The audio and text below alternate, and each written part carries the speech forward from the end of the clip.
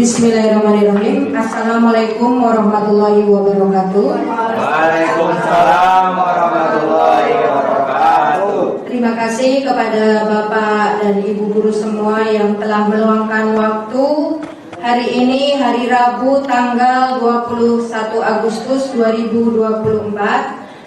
Hari ini saya akan melakukan diseminasi tentang budaya positif dengan judul menyebarkan pemahaman dan pengalaman budaya positif, terutama di SMP Negeri 2 Jatiwangi.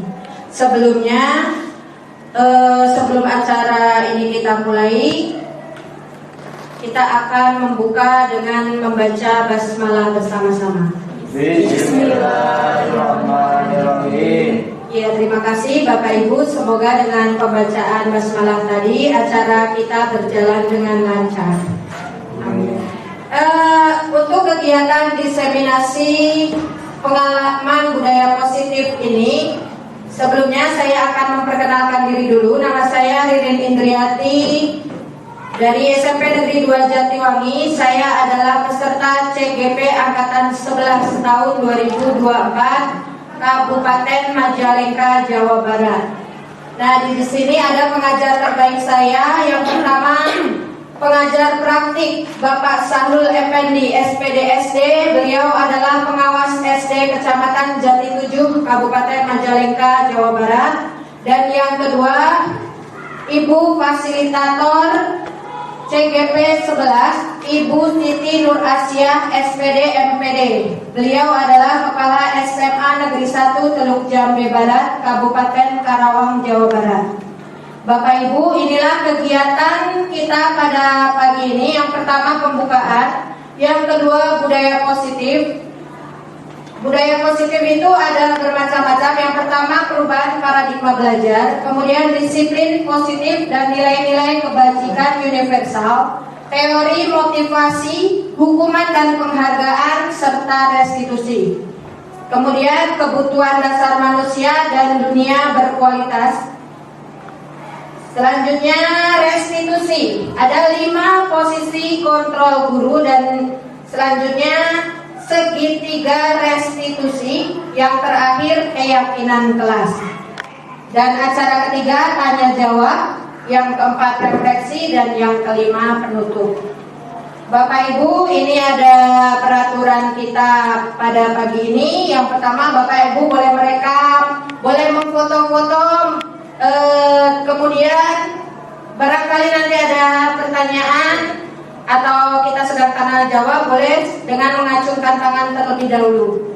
Waktunya mudah-mudahan juga kita nanti on time ya Bapak Ibu. Dan juga Bapak Ibu di sini semua mudah-mudahan dalam keadaan bahagia, otak dan hati kita bahagia. Jadi dengan kebahagiaan nanti semoga mendapatkan ridho dari Allah Subhanahu wa taala. Nah, Bapak Ibu juga boleh mencatat nanti, barangkali ada yang perlu dicatat. Boleh dicatat, mau diketik juga silahkan, boleh. Bapak Ibu, salam dan bahagia untuk kita semua yang sedang berada di dalam ruangan ini. Ini ada gambar senyum. Coba Bapak Ibu semua senyum selama 30 detik. Jadi biar bahagia. Ya, terima kasih Bapak Ibu semuanya. Kita akan langsung menuju ke budaya positif. Apakah makna budaya positif? Apa contoh penerapan budaya positif yang telah kita terapkan? Nah, ini Bapak Ibu. Budaya positif di sekolah yaitu nilai-nilai dan kebiasaan di sekolah yang berpihak pada peserta didik agar mereka dapat berkembang menjadi pribadi yang kritis, penuh hormat dan bertanggung jawab. Nih, ini konsep inti dari budaya positif itu. Yang pertama tadi sudah disebutkan juga, perubahan paradigma belajar, disiplin positif, nilai-nilai kebajikan, kebutuhan dasar manusia, motivasi perilaku manusia, posisi kontrol guru, keyakinan kelas, dan segitiga restitusi.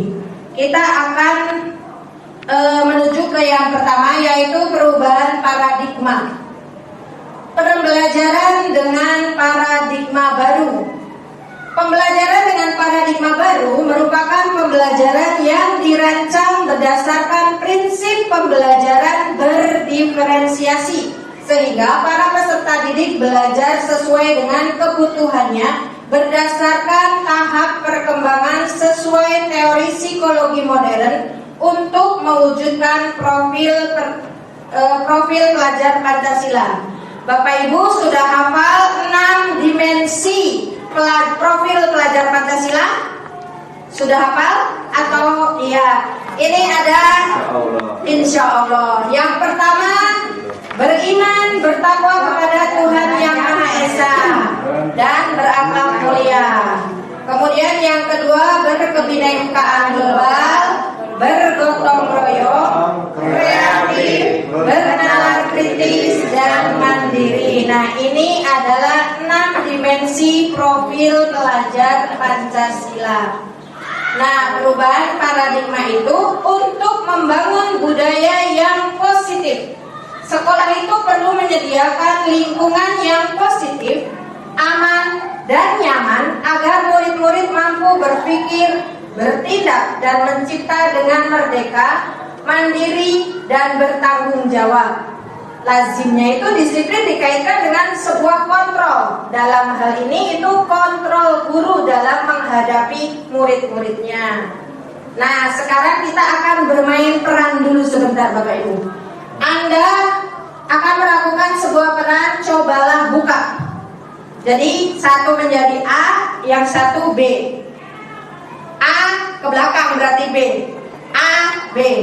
A, B, A, B. Wah, ini satu Ibu Eni sebagai A. Tapi gak ada buka nanti ya. Nah, ini peran ini adalah coba tangan yang A itu ditutup. Seolah yang A itu A, B. Ya. A, B. A, B, A, B. Nah, yang bagian satu tangan aja. Ini kira-kira jadi kita itu kayak menggenggam sebuah yang sangat berharga. Kita itu pengen menjaga, jadi tidak mau orang lain mengambilnya. Nah, tugas B mengintimidasi yang A. Nah, boleh diiling-iling, boleh kayak dihasut biar buka. Jadi coba temennya yang B, boleh buka, mau buka nggak dia gitu? Ya, jadi dirayu-rayu boleh.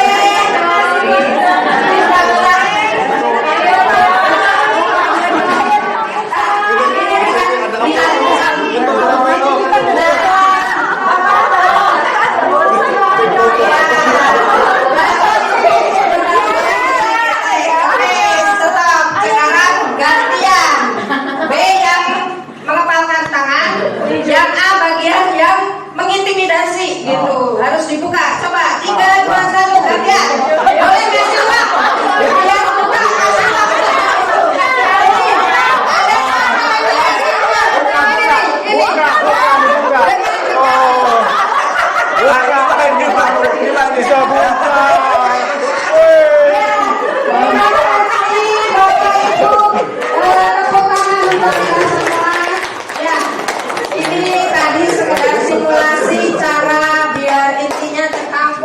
Kontrol, bagaimana kita mengontrol. Nah, nomor 1, apakah Anda atau B yang membuka kepala tangan Anda? Nggak ada. Nah, tadi ada. Nah, tadi siapa yang membuka? Karena ada iming-iming. Tapi sesungguhnya dalam kegiatan ini siapa yang memegang kendali atau kontrol untuk membuka atau menutup tangan? Diri. Iya, benar sekali Bapak Ibu. Jadi kita sendiri yang memegang kontrol atas kepala tangan kita.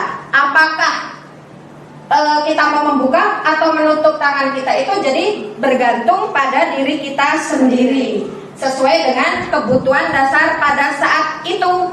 Jadi kan karena ada sesuatu yang berharga, jadi jangan sampai orang itu memiliki gitu. Jadi kita mempunyai kontrol masing-masing ya. Nah, selanjutnya ini ada filosofi pendidikan Ki Hajar Dewantara. Yang pertama itu bukan tabula rasa, dan yang kedua semua anak itu terlahir dengan bakatnya masing-masing, mempunyai keunikan masing-masing. Yang ketiga budi pekerti.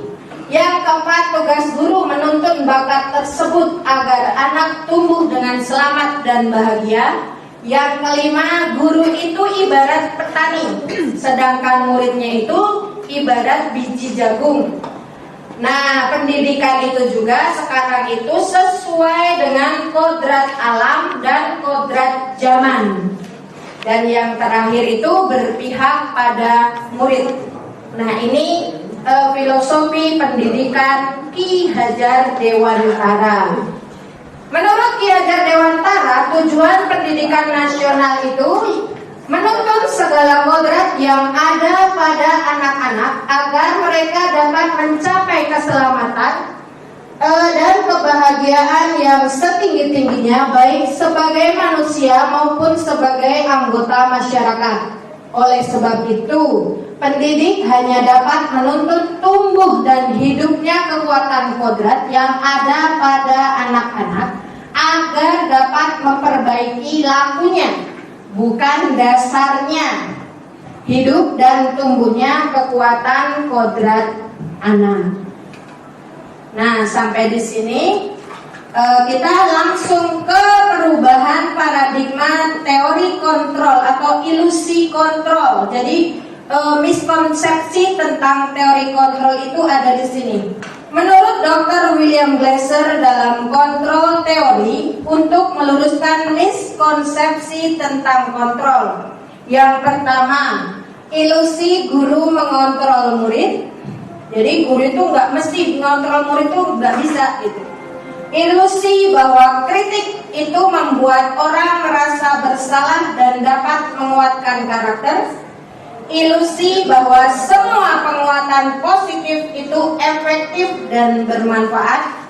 Dan yang terakhir, ilusi bahwa orang dewasa memiliki hak memaksa. Nah, ini miskonsepsinya yang tadi sudah disebutkan itu. Jadi kita itu nggak bisa mengontrol murid gitu. Nah, bagaimana seseorang bisa merubah paradigma stimulus respon kepada pendekatan teori kontrol menurut Stephen R. Covey? Nah, menurut Stephen R. Covey mengatakan bahwa bila kita ingin membuat kemajuan perlahan, sedikit-sedikit ubahlah sikap atau perilaku Anda. Namun, bila kita ingin memperbaiki cara-cara utama kita, maka kita perlu mengubah kerangka acuan kita. Ubahlah bagaimana Anda melihat dunia, bagaimana Anda berpikir tentang manusia. Ubahlah paradigma Anda, skema pemahaman dan penjelasan aspek-aspek tertentu tentang realitas. Nah, ini tadi yang sudah dijelaskan menurut perubahan paradigma stimulus respon dan teori kontrol itu, bahwa realitas kebutuhan kita itu sama, sedangkan kebutuhan kita itu berbeda. Semua orang melihat hal yang sama, padahal gambaran masing-masing orang itu berbeda. Ya, jadi itu, apalagi tadi yang keempat nih, orang lain bisa mengontrol saya, padahal hanya Anda sendiri yang bisa mengontrol diri Anda. Nah, tadi seperti yang contoh tadi. Kemudian model berpikirnya juga menang kalah. Kalau yang di teori kontrol itu model berpikirnya menang-menang.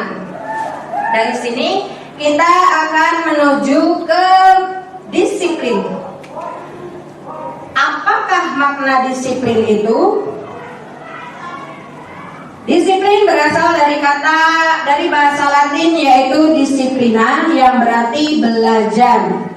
Makna dari kata ini berkonotasi dengan disiplin diri dari murid-murid Sokrates dan Plato. Disiplin diri membuat orang menggali potensinya menuju sebuah tujuan dan apa yang dia hargai. Dan yang terakhir, dalam budaya kita, makna kata disiplin itu telah berubah menjadi sesuatu yang dilakukan oleh seseorang kepada orang lain untuk mendapatkan kepatuhan. Kecenderungan umum adalah menghubungkan kata disiplin dengan ketidaknyamanan, bukan dengan apa yang kita hargai atau pencapaian suatu tujuan mulia. Nah, apa makna disiplin? Ketika mendengar kata disiplin, itu apa yang terbayang di benak Bapak Ibu? Teratur. Patuh. Iya. Kebanyakan orang itu akan menghubungkan kata disiplin dengan tata tertib, teratur, dan kepatuhan pada peraturan. Disiplin juga sering dihubungkan dengan hukuman. Jadi kalau misalnya ada anak yang nggak disiplin, nanti pasti kita akan hukum. Nah, biasanya seperti itu. Tetapi di sini hukuman itu salah ternyata. Bahwa itu harusnya kita tidak memberi hukuman. Hukuman itu hanya alternatif terakhir. Tapi kalau bisa jangan dilakukan. Begitu ya Bapak Ibu ya. Nah, dalam budaya kita makna disiplin itu dimaknai menjadi sesuatu yang dilakukan seseorang pada orang lain untuk mendapatkan kepatuhan. Nah, apa kata menurut Bapak Pendidikan kita Ki Hajar Dewantara mengatakan bahwa di mana ada kemerdekaan, disitulah harus ada disiplin yang kuat. Sungguh pun disiplin itu bersifat self-disiplin, yaitu kita sendiri yang harus mewajibkan, kita sendiri yang harus melakukan disiplin itu dengan sekuat-kuatnya. Kemudian disebutkan juga bahwa Ki Hajar Dewantara mengatakan bahwa untuk mencapai kemerdekaan atau dalam konteks pendidikan kita saat ini, untuk menciptakan murid yang merdeka, syarat utamanya adalah harus ada disiplin yang kuat. Disiplin di sini maksudnya disiplin diri yang memiliki motivasi internal. Maka kita memerlukan pihak lain untuk mendisiplinkan kita atau motivasi eksternal. Nah, disiplin positif nih, ada pertanyaan dari saya Bapak Ibu. Bila di sekolah Bapak Ibu tidak ada aturan yang memberikan surat teguran bagi karyawan yang sering datang terlambat, atau tidak ada atasan yang memberikan Bapak Ibu penghargaan menjadi karyawan terbaik karena sering tepat waktu, apakah Bapak Ibu akan tetap datang tepat waktu untuk mengajar murid-murid Bapak Ibu? Ya. Mantap. Ini berarti sudah berarti dari motivasi internal. Nah, di sini strategi apa yang Bapak Ibu terapkan untuk menanamkan disiplin positif pada murid-murid Bapak Ibu? Bagaimana hasilnya? Ada yang mau menjawab? Nih, boleh barangkali mau menjawab. Bagaimana caranya biar anak-anak itu juga disiplin positif? Apakah misalnya dengan kita bajunya acak-acakan atau bagaimana gitu kan, ada nih. Iya. Ya, maka bagaimana dengan disiplin positif? Kita itu jadi harus bagaimana menerapkan disiplin positif untuk anak? Maka Ibu Susi. Ya, Assalamualaikum warahmatullahi wabarakatuh. Waalaikumsalam. Menerapkan disiplin positif, sepengetahuan saya yang pertama memberikan contoh dulu. Iya. Memberikan contoh. Iya. Memberikan teladan, ya namanya. Istilah. Memberikan contoh yang baik sehingga anak-anak mau tidak mau mencontoh kita gitu, apa yang baik. Setelah kita memberikan contoh pada mereka, kita juga kalau lebih jauhnya kita bisa membuat sepakat dulu dengan anak-anak tentang aturan gitu. Iya. Anak-anak kita mau supaya suasana bagus, bagaimana kalau kita buat aturan kesepakatan gitu. Iya. Itu yang sudah saya terapkan. Oh, terima kasih Bu Susi, beri tepuk tangan untuk Ibu Susi, jawabannya benar sekali karena jadi untuk menerapkan disiplin positif itu benar harus dari kita untuk menjadikan sebuah teladan untuk murid-murid kita. Terima kasih Bu Susi jawabannya. Nah, ini juga akan disebutkan nilai-nilai kebajikan universal ya dari tadi. Setelah ada jadi apa sih tentang disiplin itu kita akan menuju ke nilai-nilai kebajikan universal. Nilai-nilai kebajikan adalah sifat-sifat positif manusia yang merupakan tujuan mulia yang ingin dicapai setiap individu. Nilai-nilai tersebut bersifat universal dan lintas bahasa, suku bangsa, agama maupun latar belakang. Nilai-nilai kebajikan universal menurut William Glasser pada teori kontrol tahun 1984 yaitu setiap perilaku atau perbuatan memiliki suatu tujuan. Nah, ini juga ada menurut Diane Gossen tahun 1998. Jadi pokoknya intinya seseorang itu akan memiliki motivasi intrinsik yang terbangun sehingga menggerakkan motivasi dari dalam untuk mencapai tujuan yang diinginkan. Nah, nilai-nilai kebajikan apa yang dirasakan saat ini yang penting ditanamkan pada murid-murid di sekolah?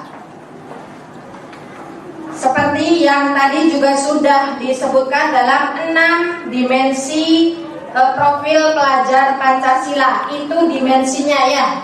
Tuh, beriman dan bertakwa pada Tuhan Yang Maha Esa dan berakhlak mulia, mandiri, bernalar kritis, berkebinekaan global, bergotong royong dan kreatif.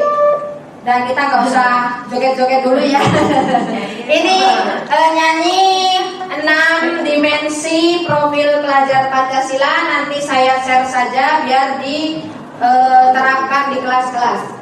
Kita akan lanjut ke teori motivasi, hukuman dan penghargaan serta restitusi. Teori motivasi. Menurut Diane Gossen dalam bukunya Restructuring School Discipline menyatakan 3 motivasi perilaku manusia. Yang pertama, untuk menghindari ketidaknyamanan atau hukuman. Yang kedua, untuk mendapatkan imbalan atau penghargaan dari orang lain. Yang ketiga, untuk menjadi orang yang mereka inginkan dan menghargai diri sendiri dengan nilai-nilai yang mereka percaya. Nah, sebagai guru nih, saya ada pertanyaan lagi nih. Sebagai seorang guru, saat Anda hadir mengajar di kelas tepat waktu, motivasi apakah yang mendasari tindakan Anda? Apa mau dikasih penghargaan atau menghindari hukuman nih? Kalau misalnya terlambat, aduh saya takut terlambat ini, takut dihukum sama bapak kepala sekolah. Nah, apakah Anda itu mau menghargai waktu? Coba. Oh, maaf saja. Di sini kita tentu benar Pak Adit, kita akan menghargai waktu, menghargai diri sendiri. Sebagai teladan bagi murid-murid kita, karena kita percaya bahwa tindakan kita itu akan mempengaruhi murid-murid kita. Nah, ini bila di sekolah tidak ada peraturan, tadi sudah ya. Kita langsung ke teori motivasi perilaku manusia. Yang pertama, untuk menghindari ketidaknyamanan.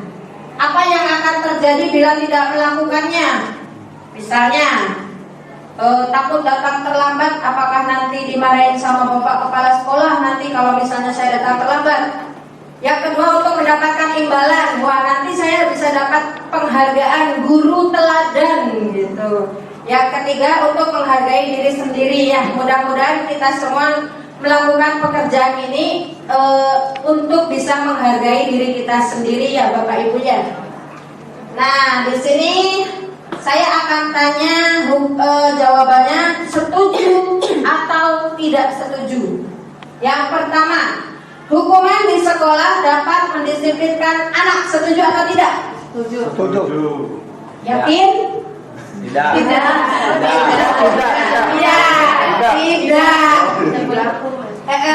Tadi kan di depan sudah disebutkan bahwa kalau bisa jangan ada hukuman gitu ya. Yang kedua, pemberian hukuman dengan hal positif seperti membaca atau membaca surat-surat pendek bagi yang beragama Islam, setuju atau tidak? Setuju. Ya. Jadi intinya bukan hukuman itu disebutnya apa ya? Kayak konsekuensi gitu ya, karena tapi kan dengan hal positif gitu ini. Yang ketiga, membersihkan halaman sekolah dapat meningkatkan disiplin anak. Setuju. Oke. Yang keempat, memberi penghargaan dapat meningkatkan motivasi belajar siswa. Setuju? Oke, nanti ada penjelasannya ya. Membuat anak merasa bersalah memberi dampak lebih ringan dibandingkan menghukum. Setuju. Oke. Nanti di nomor 4 ini ada. Nanti ada pemberi penghargaan itu bagaimana sih? Gitu ya. Nanti ada. Oke. Hukuman. Jadi kita akan langsung ke hukuman dan penghargaan. Merdeka menurut Ki Hajar Dewantara. Aduh, mau dibacakan begini. Merdeka ikut jawarnya noramu lepas sing pangreh nging uga kuat puasa aman diri priyangga. Ada artinya di bawahnya ya Bapak Ibu ya. Tidak hanya merdeka itu tidak hanya terlepas dari perintah, akan tetapi juga cakap buat memerintah diri sendiri. Nah, yang pertama dihukum oleh penghargaan. Bahwa penghargaan berlaku sama dengan hukuman. Tadi sudah disebutkan bahwa hukuman kalau bisa jangan dilakukan. Di sini disebutkan penghargaan berlaku sama dengan hukuman. Dalam arti meminta atau membujuk seseorang melakukan sesuatu untuk memenuhi tujuan tertentu dari orang yang meminta. Dorongan eksternal dan akan ada faktor ketergantungan beberapa dampak dari pemberian penghargaan. Tuh, di sini sudah sedikit ini. Nah, ini dihukum oleh penghargaan. Ada pengaruh jangka pendek dan pengaruh jangka panjang. Penghargaan itu sama juga dengan menghukum. Penghargaan mengurangi ketepatan. Penghargaan tidak efektif. Penghargaan itu merusak hubungan. Penghargaan menurunkan kualitas. Penghargaan bisa mematikan kreativitas. Penghargaan mengurangi motivasi intrinsik. Kenapa bisa demikian? Pengaruh jangka pendek dan jangka panjang. Nih disebutkan bahwa penghargaan efektif jika kita menginginkan seorang melakukan sesuatu yang kita inginkan dalam jangka pendek saja. Misalnya ini kita ngasih hadiah ketika anak berhasil menjawab pertanyaan kita, itu biasanya hanya akan terjadi dalam waktu jangka pendek. Jangka panjang itu nanti tidak akan. Jadi nanti anak hanya akan menginginkan hadiah ketika akan menjawab itu gitu. Jadi dalam jangka pendek saja dia akan berhasil. Penghargaan menghukum. Jadi intinya kenapa disebut penghargaan menghukum? Ketika ada anak yang tidak mendapatkan penghargaan, dia merasa menjadi jadi tidak berguna, seperti dia itu merasa saya tidak dapat hadiah ini gitu. Jadi kan itu sama juga dengan penghargaan menghukum. Jadi merasa dihukum. Penghargaan mengurangi ketepatan. Nih, ini ada sebuah riset dalam sebuah percobaan. Sekelompok anak laki-laki berusia sekitar 9 tahun diminta melihat gambar-gambar wajah yang ditampilkan di layar, dan mereka memberitahukan jika wajah tersebut sama atau berbeda. Nah, beberapa dari mereka diberi penghargaan dalam bentuk uang, nih misalnya, lain tidak. Nah, hasilnya anak laki-laki yang dibayar membuat lebih banyak kesalahan. Nih, ini juga ada riset yang kedua. Jadi intinya bahwa penghargaan itu mengurangi ketepatan. Penghargaan tidak efektif. Suatu penghargaan adalah suatu benda atau peristiwa yang diinginkan dibuat dengan persyaratan. Hanya jika Anda melakukan hal ini, Anda akan mendapatkan penghargaan yang diinginkan. Nah, misalnya nih, orang yang berusaha untuk berhenti merokok atau orang yang berusaha diet menguruskan badan, bila diberi penghargaan hampir pasti tidak akan berhasil. Jadi intinya itu mulai dari intrinsik kita sendiri. Jadi kalau mau diet atau mau berhenti merokok itu bukan dari orang lain. Penghargaan merusak penghargaan merusak hubungan. Ini contohnya misalnya tadi ketika ada yang menjawab dan diberi hadiah, temannya tidak, itu justru akan membuat hubungan mereka itu tidak baik gitu. Jadi alangkah baiknya kita tidak memberi penghargaan. Nih, penghargaan mematikan kreativitas. Ketika kita memberi hadiah kepada anak, yang lainnya, kita mah gak usah lah. Jadi sedangkan dia itu pengen menjawab, tetapi karena sudah temennya yang menjawab, dia merasa kayak yang, wah ngapain saya menjawab gitu. Jadi penghargaan itu mematikan kreativitas. Nah, motivasi dalam diri, jadi menghilangkan motivasi dalam diri intrinsik tadi ya. Bentuk program kebajikan atau apresiasi. Jadi dalam memberikan apresiasi perlu diingat beberapa hal. Yang pertama, beri pengakuan secara khusus. Yang kedua, beri pengakuan secara pribadi saja. Yang ketiga, beri pengakuan kepada semua murid secara bergantian. Yang keempat, beri pengakuan secara konsisten dan berfokus pada prosesnya.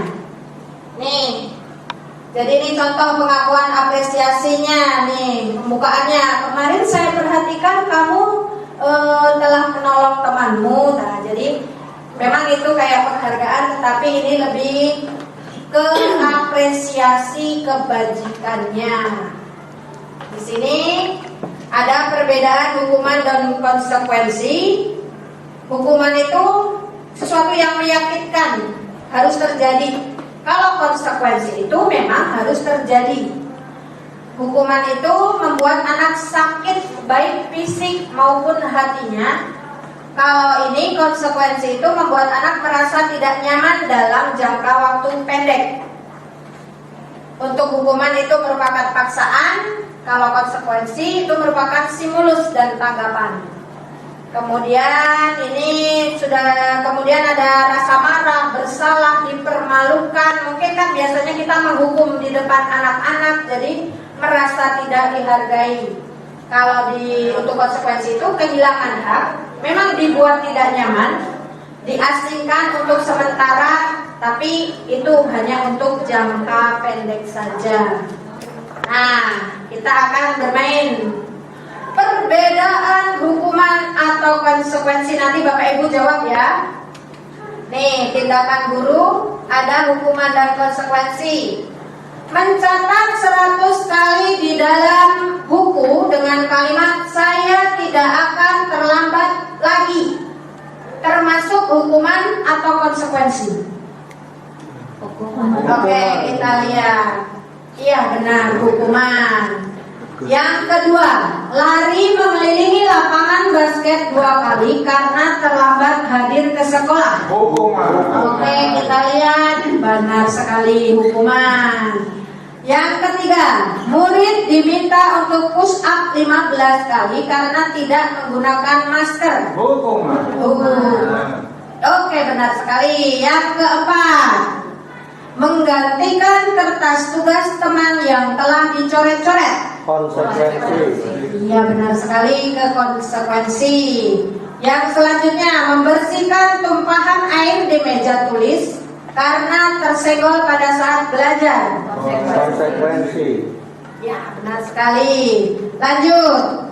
Meminta murid tidak mengenakan sepatu seharian di sekolah karena tidak mengenakan sepatu warna hitam. Ada ya. Oke, lari mengelilingi lapangan basket 2 kali karena terlambat 10 menit untuk pelajaran PJOK. Kita lihat konsekuensi. Ya, sesuai dengan pelajaran olahraga. Karena dia terlambat 10 menit, mungkin dia tidak mengikuti pemanasan terlebih dahulu. Jadi dia disuruh lari untuk pemanasan. Nah, ini tadi juga sudah disebutkan bahwa hukuman itu sesuatu yang meyakinkan. Kalau konsekuensi memang sesuatu yang harus terjadi. Kalau restitusi itu merupakan pilihan. Murid tidak akan, kemudian ini tidak nyaman muridnya dalam jangka waktu panjang. Kalau konsekuensi itu dalam jangka waktu pendek. Kalau restitusi itu menguatkan dari jangka panjang dan jangka pendek. Hukuman itu korban mendapatkan keadilan. Kalau konsekuensi itu korban bisa diabaikan. Restitusi korban mendapatkan gantinya, seperti tadi yang ketumpahan air misalnya buku atau dicoret-coret diganti. Nah, itu ada contohnya ya. Hukuman murid akan tersakiti. Kalau konsekuensi murid akan dibuat tidak nyaman. Kalau restitusi murid akan mendapatkan penguatan. Nih juga ada di sini. Kita lanjut ke restitusi. Restitusi artinya ganti kerugian, pembayaran kembali. Nah tadi, jadi kayak bukunya dicoret-coret, digantikan dengan yang baru. Penyerahan bagi pembayaran yang masih bersisa. Dan yang ketiga, penyesuaian spontan kepala bayi dengan badannya sesudah kepala keluar dari rahim ibu. Kita nggak membahas ketiga ya Bapak Ibu, kita membahas restitusi yang pertama. Nah, menurut dosen, restitusi adalah proses menciptakan kondisi bagi murid untuk memperbaiki kesalahan mereka sehingga mereka dapat kembali ke kelompok mereka dengan karakter yang lebih kuat. Restitusi juga merupakan proses kolaboratif yang mengajarkan murid untuk mencari solusi atas masalahnya mereka dan membantu murid berpikir ingin menjadi orang seperti apa mereka dan bagaimana mereka memperlakukan orang lain. Di sini disebutkan ada 9 ciri-ciri restitusi. Yang pertama, belajar dari kesalahan, bukan menebus kesalahan. Yang kedua, memperbaiki hubungan. Yang ketiga, menawarkan, bukan memaksa. Yang keempat, itu restitusi diri adalah cara terbaik. 5, menuntun untuk melihat ke dalam diri. 6, mencari kebutuhan dasar yang mendasari tindakan. 7, berfokus pada karakter bukan tindakan. 8, berfokus pada solusi. 9, mengembalikan murid yang berbuat salah pada kelompoknya.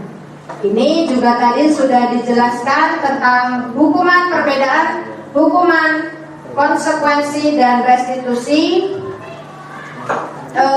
Kita akan dari situ menuju ke 5 kebutuhan dasar manusia. Kebutuhan dasar yang menjadi motif dari tindakan manusia, baik murid maupun guru. Dampak tidak terpenuhinya kebutuhan dasar terhadap terhadap pelanggaran peraturan dan tindakan yang tidak sesuai dengan nilai kebajikan. Peran guru dan sekolah dalam upayanya menciptakan lingkungan belajar dan pemenuhan kebutuhan anak yang beragam. Di sini disebutkan ada 5 kebutuhan dasar manusia. Yang pertama, bertahan hidup atau survival. Yang kedua, kasih sayang dan merasa diterima atau love and belonging. Yang ketiga, kebebasan, freedom. Yang keempat, kesenangan, fun. Yang kelima, penguasaan atau power. Nih, 5 kebutuhan dasar manusia. Yang pertama tadi bertahan hidup. Ini termasuk kebutuhan fisiologis. Contohnya, makanan, pakaian, tempat tinggal, keamanan, kesehatan. Kasih sayang dan rasa diterima itu termasuk psikologis. Rasa diterima, dipedulikan, berbagi, kerjasama, menjadi bagian dalam kelompok, itu merupakan bentuk dari kasih sayang dan rasa diterima. Penguasaan termasuk psikologis juga. Harga diri, keinginan untuk dianggap, memimpin, berprestasi, diakui dan didengar. Penguasaan. Kebebasan, kebebasan mandiri, memiliki pilihan, mencoba hal baru dan mampu mengendalikan dirinya sendiri. Dan yang terakhir, kesenangan kayak bermain, humor, antusias, tertawa, itu termasuk dalam kesenangan. Nah, ini ada sebuah contoh. Ibu Ani, guru kelas 5 di SD Pelita Hati, sedang bingung menghadapi ulah salah satu murid di kelasnya, Doni. Beberapa anak telah datang dan mengeluhkan bahwa Doni seringkali meminta bekal makan siang mereka dengan paksa. Jika Anda sebagai Ibu Ani, bagaimana Anda menghadapi apa yang Anda lakukan? Menurut Anda, kira-kira apa alasan Doni melakukan hal itu? Nah, di sini itu dari ke-5 kebutuhan dasar tadi.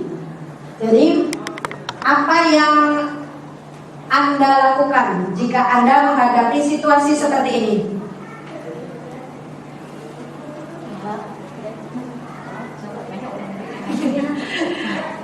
Bagaimana? Pak Doni. Pak Doni, oh iya ada Pak Doni, ini Pak Doni. Bu Ani, Bu Ani, kira-kira ini jadi Bu Ani nih, maka dipakai mic-nya Pak. Apa yang dilakukan?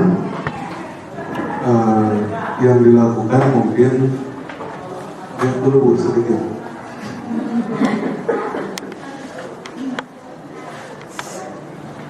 Ya Pak Doni. Iya. Mungkin dengan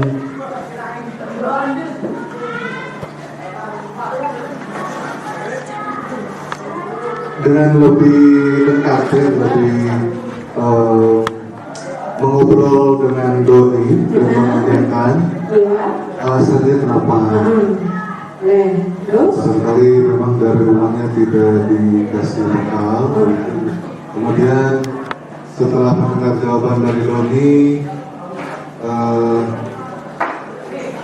dengan alasannya, kemudian kenapa begitu, kenapa bisa berlaku demikian, gitu. Mungkin ada perlakuan di rumah yang tidak pas atau gimana, gitu. Jadi dengan memberikan kasih sayang mungkin kepada Doni supaya tidak diulangi lagi. Ya, bagus sekali jawabannya Bapak. Terima kasih Bapak Adit. Tadi sudah disebutkan ya. Nah, kata Pak Adit katanya tadi kasih sayang. Nah, berarti Doni membutuhkan 5 kebutuhan dasar, yaitu kasih sayang dan rasa diterima tadi. Berarti mungkin tadi Doni pengen disenangin, disayangin oleh teman-temannya mungkin ya. Nih, jadi intinya misalnya jawaban Doni itu pokoknya tepat jawaban Pak Adit. Yang pertama, kalau Pak Adit sebagai Bu Ani dan menghadapi situasi seperti itu, yang pertanyaan menanyakan kenapa Doni melakukan seperti itu. Nah, jawaban Doni mungkin bisa aja ya karena dia lapar, karena dia nggak dikasih bekal orang tuanya, mungkin bisa terjadi. Jadi dia 5 kebutuhan dasarnya yang bertahan hidup. Ada lagi mungkin Doni itu pengen diperhatikan sama temennya, berarti masuk ke 5 kebutuhan dasar yang rasa diterima juga, cinta dan kasih sayang. Ada lagi jawaban Doni merasa hebat, jadi itu kekuasaan, power, pengen menjadi seorang pemimpin, orang-orang harus nurut kepada Doni. Benar sekali. Nah, merasa mungkin juga Doni itu bosan dengan bekal yang dibawakan ibunya, maka kebutuhannya itu pengen bebas gitu, bosan. Dan yang terakhir, dia itu iseng dan menikmati ekspresi wajahnya ketika wajahnya temannya itu marah atau kesal, itu kayak ada kepuasan tersendiri. Dia itu 5 kebutuhan dasar itu dia kesenangan. Nah, dari situ kita akan bisa menuju ke dunia berkualitas. 5 kebutuhan dasar manusia itu memiliki alasan-alasan yang mendasari tindakan manusia yang berkualitas. Nih, dunia berkualitas Anda adalah tempat khusus dalam pikiran Anda, tempat Anda menyimpan gambaran representasi dari semua yang Anda inginkan. Bisa berisi orang-orang, hal-hal saja yang baik dalam hidup Anda dan membuat Anda merasa bahagia dan terpenuhi. Menurut Dr. William Glasser menyebut seperti semacam album foto, sehingga isinya tidak akan terlalu banyak, hanya akan terdiri dari beberapa hal saja. Nah, kebutuhan dasar ini bersifat lebih umum dan universal, sedangkan dunia berkualitas itu lebih personal. Jadi itu bedanya 5 kebutuhan dasar dan dunia berkualitas. Nih, jadi intinya kita semua masing-masing itu mempunyai dunia berkualitas. Murid kita juga mempunyai gambaran dunia berkualitas mereka. Tentunya sebagai guru kita ingin mereka memasukkan hal-hal yang bermakna dan nilai-nilai kebajikan yang hakiki ke dalam dunia berkualitas mereka. Bila guru dapat membangun interaksi yang memperdayakan dan memerdekakan murid, maka murid akan meletakkan dirinya sendiri sebagai individu yang positif dalam dunia berkualitas karena mereka menghargai nilai-nilai kebajikan. Sampai di sini ada pertanyaan? Tidak? Mau lanjut lagi? Lanjut. Oke, baik. Nah, ini coba jawab dalam hati masing-masing saja ini. Dunia berkualitas. Siapakah orang yang paling penting dalam hidup Anda? Iya, biasanya ya orang tua. Nilai-nilai kebajikan apa yang terpenting dalam hidup Anda? Kejujuran. Tadi ada tanggung jawab, setia katanya. Ini jawaban baru ini, setia. Oke. Yang nomor 3, kalau Anda menjadi orang yang ideal, karakter atau sifat apa yang Anda paling inginkan Anda yang ada pada diri Anda? Sejahtera. Mandiri. Mandiri boleh. Rendah hati. Aduh, bagus sekali Bapak Yayan jawabannya. Setia lagi nggak? Oh, setia. Ya. Sama, itu sifat yang paling diinginkan dari dalam pribadi. Apa pencapaian Anda yang sangat Anda banggakan? Setia lagi. Jadi itu pencapaiannya hanya setia. Bagus ya. Mungkin juga kayak yang menjadi guru itu juga sebagai pencapaian yang sangat dibanggakan kita gitu dan keluarga gitu kan ya. Apa pekerjaan ideal bagi Anda? Guru. Kebetulan guru SMP ini udah ideal sekali ya. Ceritakan bagaimana perjalanan hidup Anda, di mana Anda merasa itulah titik puncak hidup Anda. Panjang. Panjang sekali. Intinya bahwa kita sudah melalui proses yang panjang dan menjadikan diri kita yang sekarang. Benar tidak Bapak Ibu? Iya, terima kasih. Apa yang paling bermakna dalam hidup Anda? Makna keluarga, pekerjaan. Nah, setelah belajar mengenai dunia berkualitas, mari kita pikirkan bagaimana kita kira-kira murid-murid kita dan guru-guru di sekolah kita meletakkan sekolah dan pengalaman mereka di sekolah sehubungan dengan dunia berkualitas. Apakah di dalamnya atau di luar berkualitas? Tadi sekolah ada nggak disebutkan? Ada ya, tentang pekerjaan. Berarti kita memasukkan di dalam dunia berkualitas. Nah, sampai di sini. Setelah dunia berkualitas, kita langsung ke 5 posisi kontrol guru. Tadi sudah disebutkan, restitusi adalah proses menciptakan kondisi bagi murid untuk memperbaiki kesalahan mereka sehingga mereka bisa kembali kepada kelompok mereka dengan karakter yang lebih kuat menurut Gossen tahun 2004. Nah, ada 5 posisi kontrol guru. Yang pertama sebagai penghukum, kedua pembuat merasa bersalah, ketiga sebagai teman, yang keempat pemantau, yang kelima manajer. Nih, sebagai seorang penghukum bisa menggunakan hukuman fisik, misalnya suruh push up, verbal maupun yang non verbal juga. Orang-orang yang menjalankan posisi ini senantiasa mengatakan bahwa sekolah memerlukan sistem atau alat yang lebih menekan murid-murid lebih dalam lagi. Biasanya guru-guru berkata, "Pakui saya ya, kalau tidak awas." Nah, biasanya bicaranya sambil ngapain? Melotot. Awas kamu ya. Nah, kamu saja selalu salah. Nah, jadi kayak yang menyalahkan. Nih, apalagi kalau yang ngumpulinnya terakhir tuh, selalu pasti yang terakhir. Kamu lagi, gitu ya. Nah, ini biasanya seperti ini termasuk penghukum.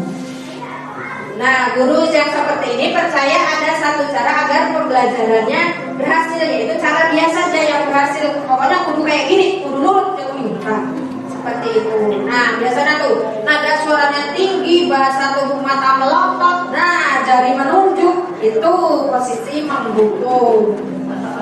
Apakah kita masuk yang mana? Nanti ada 5 ya, kita nanti termasuk yang mana?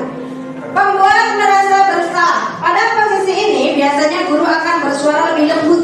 Nah, ini mah biasanya ibu-ibu ini. Pembuat merasa bersalah akan menggunakan keheningan yang membuat orang lain itu merasa tidak nyaman, bersalah atau rendah diri. Kata-kata yang keluar biasanya, "Ibu kecewa sekali dengan kamu, guys."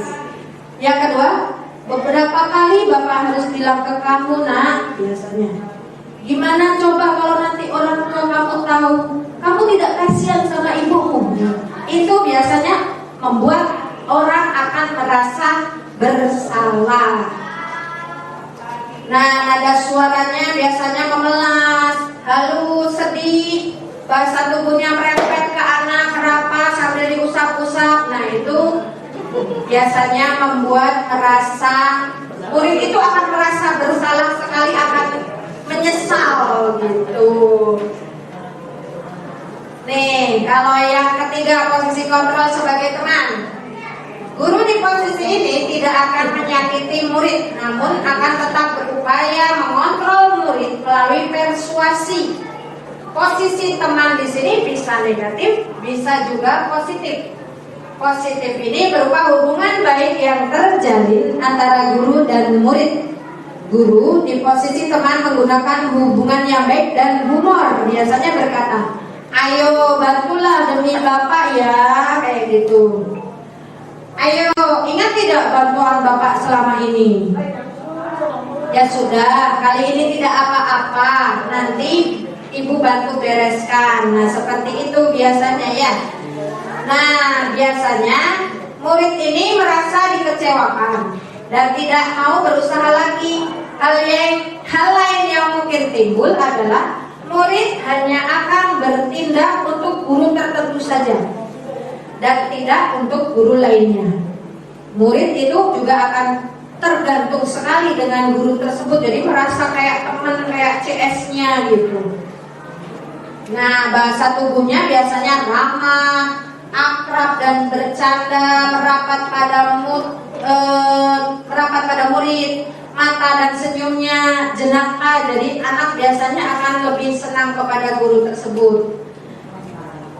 Yang keempat, posisi pemantau. Memantau itu berarti mengawasi.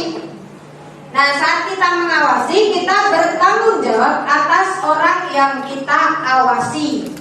Posisi pemantau berdasarkan pada peraturan dan konsekuensi biasanya.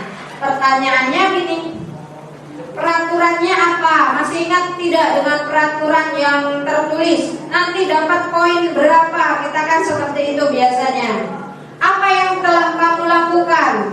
Kemudian, ayo sanksinya apa atau konsekuensinya apa ketika kamu berbuat kesalahan? Biasanya seperti itu. Seorang pemantau biasanya mengandalkan perhitungan, catatan, dan data yang dapat digunakan sebagai bukti atas perilaku seseorang. Posisi ini akan menggunakan stiker, slip catatan, daftar cek. Posisi pemantau sendiri juga berawal dari teori stimulus respon yang menunjukkan tanggung jawab guru terhadap murid. Nah, dan yang terakhir itu posisi manajer. Dalam posisi manajer itu posisi di mana guru berbuat sesuatu bersama murid dan mempersilahkan murid mempertanggungjawabkan perilakunya dan mendukung murid agar mendapatkan solusi atas permasalahan sendiri. Biasanya Bapak Ibu gurunya itu berkata, apa yang telah kita yakini, biasanya sesuai dengan keyakinan kelas. Apakah kamu meyakininya? Jika kamu meyakininya, apakah kamu bersedia untuk memperbaiki? Jika kamu memperbaiki hal ini, menunjukkan apa tentang dirimu? Jadi kembali ke keyakinan kelas lagi. Apa rencana kamu untuk memperbaiki hal ini? Nah, ini posisinya sebagai manajer. Nah, nada suaranya biasanya tulus, bahasa tubuh tidak kaku dan mendekat ke murid. Ini juga posisi manajer itu biasanya suaranya itu tulus, tidak perlu marah, tidak perlu meninggikan suara, apalagi menunjuk-nunjuk jari kepada murid atau mungkin berkacak pinggang ya.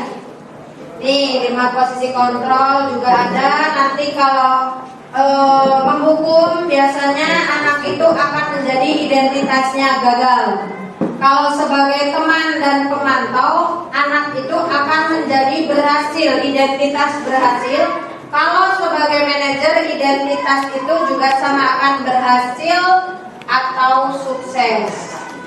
Jadi kita sebagai guru harus menghindari sebagai penghukum dan pembuat merasa bersalah. Kita sebaiknya menghindari. Nah, Bapak Ibu, biasanya Bapak Ibu mode yang mana nih ketika mendapat siswa yang kulis atau kurang disiplin? Penghukum? Oh, kamu. Nah, ya. Jadi biasanya yang mana? Kamu. Nah, biasanya secara pribadi ya kadang saya menjadi penghukum, kadang sebagai manajer, ya jadi ada setiap ininya. Walaupun kita setidaknya menghindari yang penghukum dan yang pembuat merasa bersalah, setidaknya harus dihindari. Nah, 5 posisi kontrol apakah kamu? Ini ada pertanyaan nih. Kamu tidak benar-benar melakukannya? Kita lihat, iya. Nah, penghukum. Ayolah lakukan demi bapak atau ibu sebagai teman, benar sekali. Yang ketiga, Kita lihat, benar sekali manajer. Yang keempat,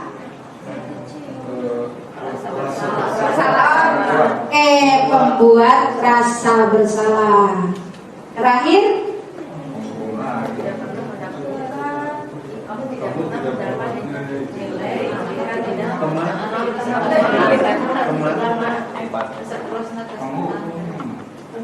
kita lihat jawabannya. Nah, ini adalah contoh dari 5 posisi kontrol guru. Dari sini kita akan ke keyakinan kelas. Bagaimana cara membangun budaya positif di sekolah dan langkah-langkah mengadakan kesepakatan kelas yang baik, efektif, dan efisien. Yang pertama itu dengan budaya positif terlebih dahulu, lingkungan yang positif, keyakinan kelas, dan peraturan kelas. Mengapa tidak peraturan kelas? Kenapa harus keyakinan kelas? Nah, di sini juga disebutkan bahwa untuk mendukung motivasi intrinsik, kembalikan ke nilai-nilai atau keyakinan-keyakinan, karena akan lebih menggerakkan seseorang dibandingkan mengikuti serangkaian peraturan-peraturan. Keyakinan kelas adalah nilai kebajikan atau prinsip-prinsip universal yang disepakati bersama secara universal, lepas dari latar belakang suku, negara, bangsa maupun agama. Ini juga disebutkan menurut Gosen tahun 1998. Ya, di sini ya Bapak Ibu. Terus kita pembentukan keyakinan kelas itu bersifat abstrak. Keyakinan kelas berupa pernyataan yang universal. Keyakinan kelas dibentuk dalam bentuk positif, kalimat positif. Jadi keyakinan kelas itu tidak yang dilarang. Nah, itu kalimat negatif. Jadi harus positif. Keyakinan kelas hendaklah tidak terlalu banyak sehingga mudah diingat dan dipahami. Semua warga kelas sebaiknya ikut berkontribusi dan bersedia meninjau kembali keyakinan kelas dari waktu ke waktu. Nah, dalam pembuatan keyakinan kelas itu kita menggunakan tabel T dan tabel Y. Kalau tabel Y itu terdengar, terlihat, berperilaku. Tabel T itu hormat, bekerja, diterima, dan memiliki. Ada tampak seperti dan tidak tampak seperti. Nah, ini contohnya ya. Tampak seperti datang tepat waktu. Tidak tampak seperti padahal sering datang terlambat misalnya. Nah, keyakinan kelas atau nilai kebajikan yang dituju, yang pertama tanggung jawab, kesehatan, keselamatan, menghormati orang lain, kesabaran, komitmen pada tujuan atau berkomitmen, menghormati orang lain dan diri sendiri. Double itu nulisnya ya. Nih peraturan keyakinan kelas atau kebajikan yang dituju. Nomor 1, selalu mengembalikan buku ke tempatnya. Tadi disebutkan ini, yang ini. Jadi dia termasuk tanggung jawab, kesehatan, keselamatan, menghormati, kesabaran, komitmen, atau menghormati orang lain dan diri sendiri. Jadi selalu mengembalikan buku ke tempatnya. Kita lihat. Tanggung jawab, benar. Yang kedua, dilarang mengganggu orang lain.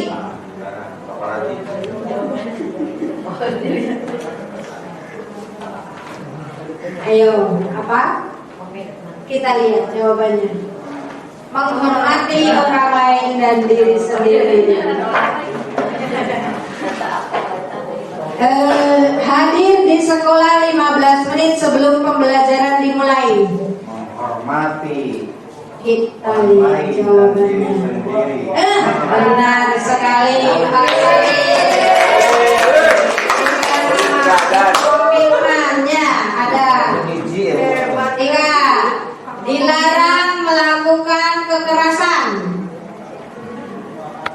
Keselamatan Kita lihat ada lagi mungkin. orang lain. Oh, tidak, Pak Sarip, jawaban Pak Sarip. Ya, benar.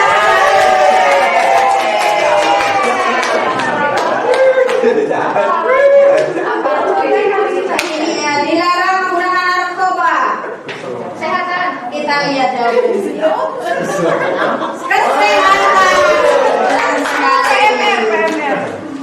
Bergantian atau menunggu giliran atau mengantre itu suara kita lihat jawabannya. Tanya kesabaran. Iya, benar sekali, kesabaran dan menghormati orang lain. Pak Sarip mantap ini. Gunakan masker. Kita lihat jawabannya. Kesehatan dan keselamatan. Jangan berlari di kelas atau koridor kelas. Keselamatan. Jawabannya keselamatan dan keamanannya sama. Oke, oh ini ada kunci jawabannya ternyata di sini. Nah, ini contoh penerapan membuat keyakinan kelas. Jadi waktu itu saya mendiskusikan dulu dengan dengan anak-anak di kelas ya. Jadi sama-sama kita menggunakan menggunakan hak berbicara. Jadi saling mengungkapkan pendapat. Setelah itu kita membuat keyakinan kelas. Ini tadi disebutkan harus menggunakan kalimat positif. Setiap anggota kelas saling menghormati. Nah, itu kalimat positif. Kalau kalimat negatifnya kan dilarang berantem. Nah, itu kalimat negatif. Setiap anggota kelas saling menghargai, setiap anggota kelas saling menyayangi, harus bahagia, perlu belajar, merasa aman, dan perlu melakukan tugas-tugas. Ada penandatanganan juga waktu itu. Nah, ini waktu penandatanganan ya didokumentasikan waktu itu ya. Kita ke segitiga restitusi. Apakah segitiga restitusi itu? Yang pertama ada sisi pertama menstabilkan identitas. Yang kedua validasi tindakan yang salah dan menanyakan keyakinan. Nih segitiga restitusi. Biasanya guru itu akan menanyakan keyakinan kelas apa yang telah kita sepakati. Kamu mau menjadi orang seperti apa? Setiap orang pasti pernah melakukan kesalahan. Adakah cara yang lebih efektif yang dapat apa yang kamu butuhkan? Kamu tentu punya alasan mengapa melakukan seperti itu. Nah, ini tentang menanyakan keyakinan. Ada dua contohnya. Menstabilkan identitas juga ini contohnya ada dua. Validasi tindakan yang salah juga ada contohnya. Nih, contoh-contoh dari yang tadi menstabilkan identitas seperti dari gambar segitiga restitusi tadi sudah dijelaskan tadi ya. Nah, di sini ada langkah dan teori kontrolnya. Untuk pertama menstabilkan identitas. Kita semua akan melakukan hal yang terbaik yang bisa kita lakukan. Jadi teori kontrolnya menggunakan seperti ini. Validasi tindakan yang salah. Semua perilaku itu memiliki alasan dan menanyakan keyakinan. Kita semua memiliki motivasi internal.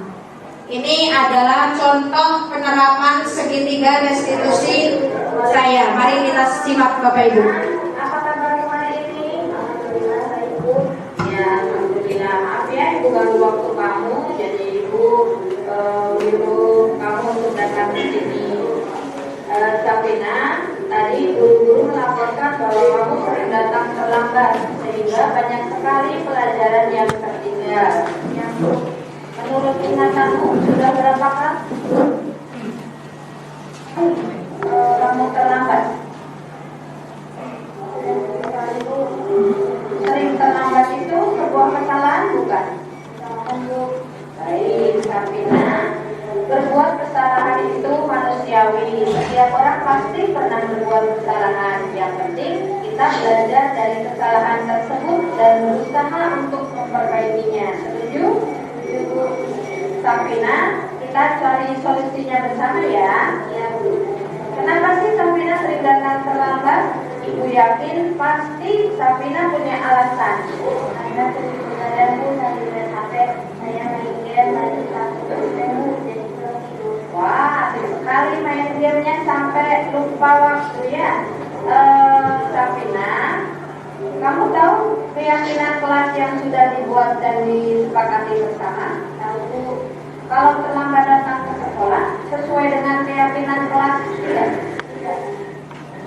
Terus menurut kamu keyakinan kelas apa yang sudah kamu lakukan?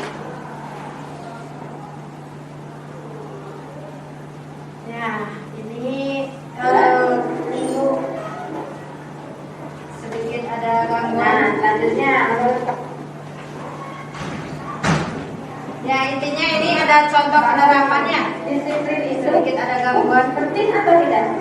Penting Bu, kalau membuat saya datang ke sekolah tepat waktu dan bisa menghargai waktu. Iya benar sekali. Menghargai waktu itu sangat penting dan sangat bermanfaat untuk kita. Seperti kita dapat menghargai orang-orang yang ada di sekitar kita, pekerjaan kita, jadi tidak menumpuk dan kita juga dapat melatih rasa kepedulian. Ya Bu, saya menyesal dan terlambat. Saya mohon maaf sudah berbicara. Ya, Safina, bagus. Sikap yang sangat baik sudah kamu lakukan dengan cara meminta maaf. Menurut kamu, apa yang akan kamu lakukan agar kamu tidak datang terlambat? Saya akan Ikut. dan tidak berjalan lagi. Ada tidak datang terlambat. Ya, baiklah Safina, kamu sudah menemukan solusinya dan Ibu akan bekerja sama dengan orang tua kamu agar kamu tidak datang terlambat lagi ke sekolah. Sekarang Safina boleh kembali ke kelas. Terima kasih Bu. Iya, sama-sama.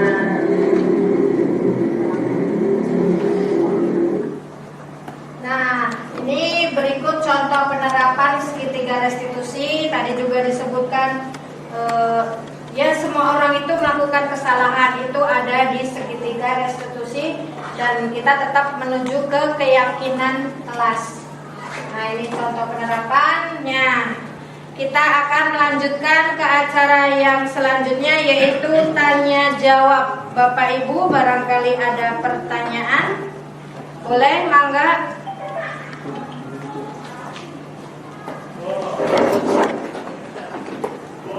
Bu, saya mau bertanya. Oh iya, mangga. Ya, mangga Bu Eci. Assalamualaikum warahmatullahi wabarakatuh. Waalaikumsalam. Nama saya Izin Quraisy, SPD. Saya mau bertanya kepada Ibu Ririan, apa saja tantangan yang Ibu hadapi dalam menciptakan budaya positif di sekolah? Terima kasih. Ya, terima kasih kepada Ibu Ejin Quraisy yang telah memberikan pertanyaan. Mohon maaf, saya izin duduk ya, Bapak Ibu sebentar.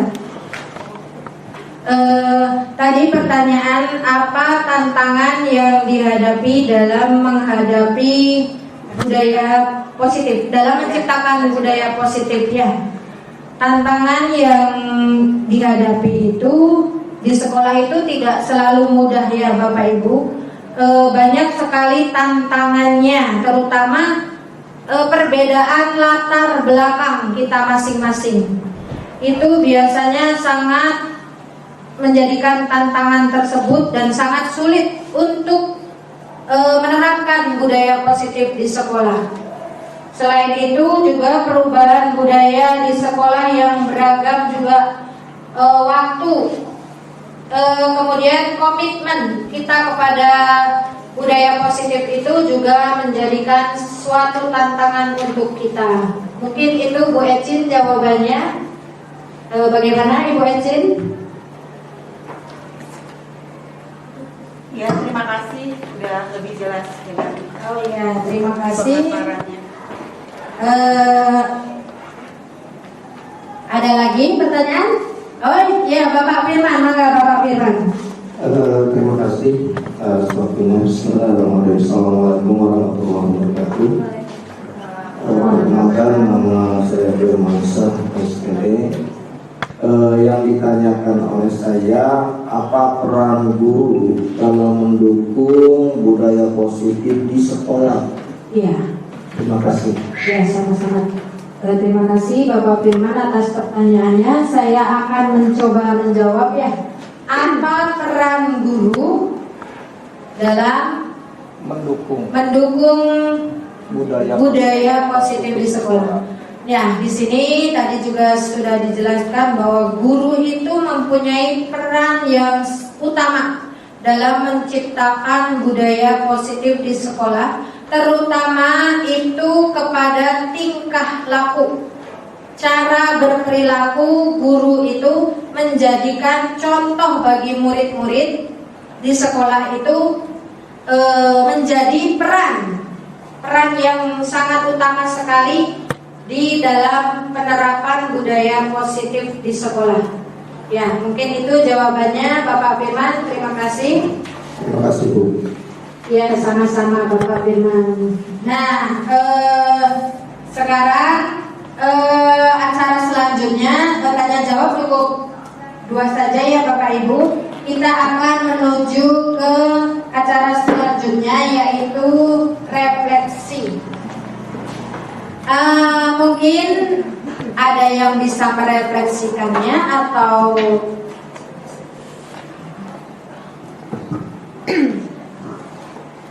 ya, oh ya, mangga Ibu Kiki Kosida.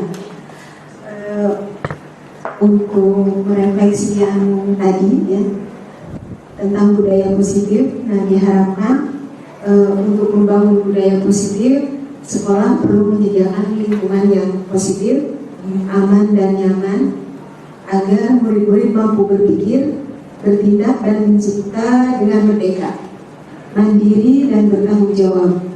Adapun konsep-konsep lain yang saya pelajari dari modul ini yaitu ada tentang disiplin positif, posisi kontrol guru, kebutuhan dasar manusia, keyakinan kelas, dan yang tadi segitiga restitusi. Itu. Terima kasih. Assalamualaikum warahmatullahi wabarakatuh. Waalaikumsalam warahmatullahi wabarakatuh. Terima kasih kepada Ibu Kiki. Boleh kita kasih aplaus buat Ibu Kiki. Terima kasih karena sudah memberikan refleksi ya Bapak Ibu bahwa memang perubahan cara berpikir setelah menciptakan budaya positif, perubahan disiplin positif. Tadi disebutkan ada 5 posisi kontrol guru dan cara menyelesaikan masalah dengan segitiga restitusi. Nah, kemudian ada kontrol guru yang menjadi penghukum, membuat orang merasa bersalah. Sekarang kita akan belajar posisi kontrol menjadi seorang manajer. Bagaimana kita bisa mengatasi situasi seperti ini dengan bijak lagi untuk kedepannya. Ya, terima kasih Bapak Ibu. Ini ada bonus foto liburan saya ketika di Paris, tapi lagi mati lampu ya Bapak Ibu. Mohon maaf, dari ini foto lilinnya saja. Ya, terima kasih Bapak Ibu atas waktunya. Alhamdulillah, kita tutup acara ini dengan membaca hamdalah bersama-sama. Ya, terima kasih. Mohon maaf atas segala kekurangan. Wassalamualaikum warahmatullahi wabarakatuh. Waalaikumsalam warahmatullahi wabarakatuh. Aku ditampil oleh Paris ini.